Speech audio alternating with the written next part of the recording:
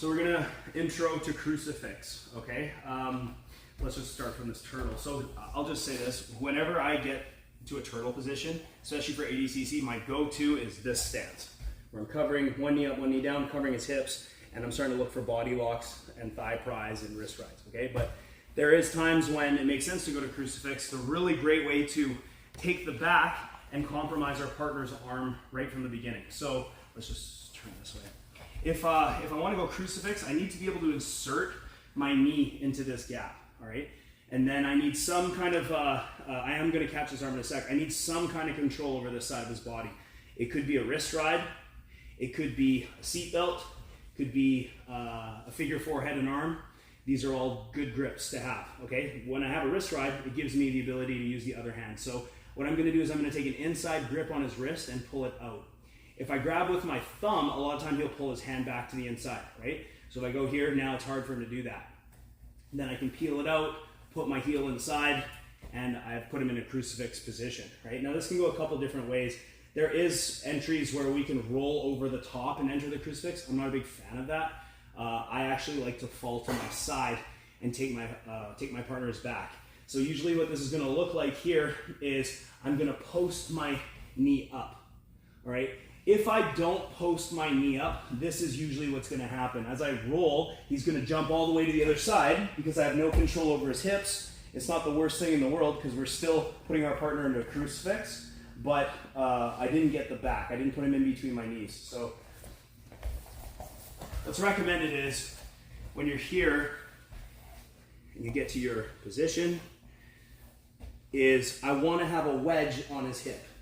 So now, if I go in and I go to fall and he tries to hop over, I have a wedge on his hip, okay? And I can even cover it with my leg if that helps. So usually from this position, if we want to look to take our partners back from here, we're going to look to put a hook in, and now his arm is trapped under my leg and his body weight.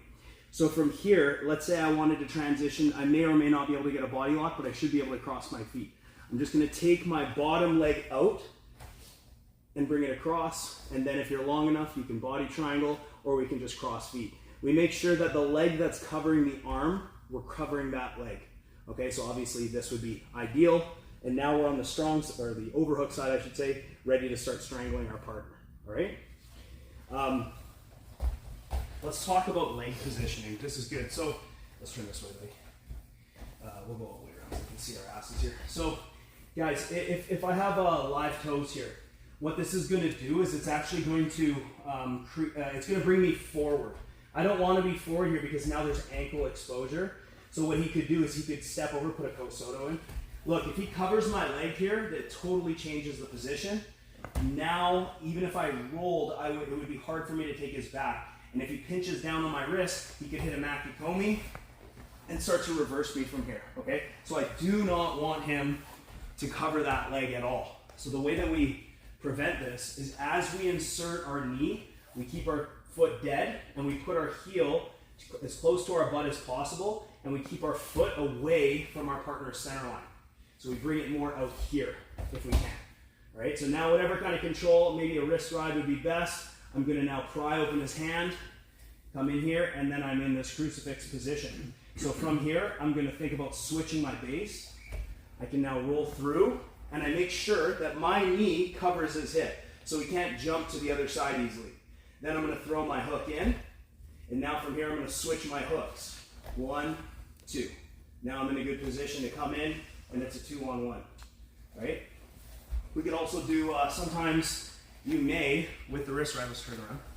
You may, with the wrist ride, catch like a strangle grip right off the bat. Maybe we're here and he's trying to posture up, and we just find a space underneath his neck. So this would be another great grip to play with. Now when I roll through, let's just rotate this way. Now when I roll through, I'm gonna end up with basically a one-arm strangle already in place, right? We're here, one hook goes in, we come over. Now it's super easy to just punch our strangles. Let's just turn. I recommend, again, to go into this palm-to-palm configuration. If I'm here and I just fire through, sometimes the guy can make my life difficult. And what I find when I go palm to palm, I can pull the strangle through even more. And it lengthens my arm, making the strangle easier. Then I just palm down, open my elbow, and it's very easy to get our finish, right? Let's just quickly talk about the actual crucifix. So let's say I rolled him through, but this time, how can we do this so it faces the camera? It might be over here. Might have to move again, but we'll see. So this time he jumped, yeah, let's move this way. This time I did not cover his hip. I forgot this step, and he jumps to the other side. We end up here, okay? So when this happens, anytime that he bridges onto me, I can slide my knee underneath and put him in between my two knees, just like this. And then we can do the exact same thing, right? If we're here, guys, and we want to attack from this position, let's just let our legs down. We can think about going for that one-arm strangle. Ideally, I always want to grab the wrist at the pinky rather than at the wrist, okay? And now from here, as I start to go underneath, the one-arm strangle, like everyone needs to know this move, because there will be times when you're on the underhook side and you get under the chin, and every time I try and take this arm out, he just moves his head out of position, and it's very hard to get that full rear naked from here. So elbow comes down, elbow pulls back, and my shoulder accents forward, pushing his chin into his chest. Okay? At the same time, when you do this move, you should be threatening this arm, all right? And there's different trains of thought as to how to control this arm. I really like the bottom leg. Like Gordon and Danaher both prefer the top leg, and then they cover like this. They're not figure fouring, they're just crossing their ankles here. So what I can do is is this your bad arm? I can start to extend at the wrist and push my hips through my partner's elbow to threaten the strangle, to threaten the armbar. If I can't get the chin, maybe he's tucking his chin, watch what happens as I threaten the armbar. Space opens up underneath my partner's chin. So I'm here, I'm starting to threaten that armbar. A lot of times he'll raise his chest and we can come in. As I start to go for the armbar, he's defending the armbar. He's trying not to get armbar. I go in deeper in the choke. Now he's trying to defend the choke. I put more heat on the armbar. And so I hold my partner here and attack different submissions until I get close enough to finish one of them. Okay, so just one more time. We'll just practice this entry. And then again, we'll go live from some of these positions. So knee goes in, I get my wrist ride. Now from here, I'm gonna peel out, and now I'm in. So again, if I don't raise my knee, he's not gonna be in between my knees. I'm gonna post my knee up. Now I can roll through, and I cover his hip. Okay, let's turn this way. Cover his hip, and now from this position, the hook easily goes in, and then we go across, and his arm doesn't have a chance to escape. We go palm to palm.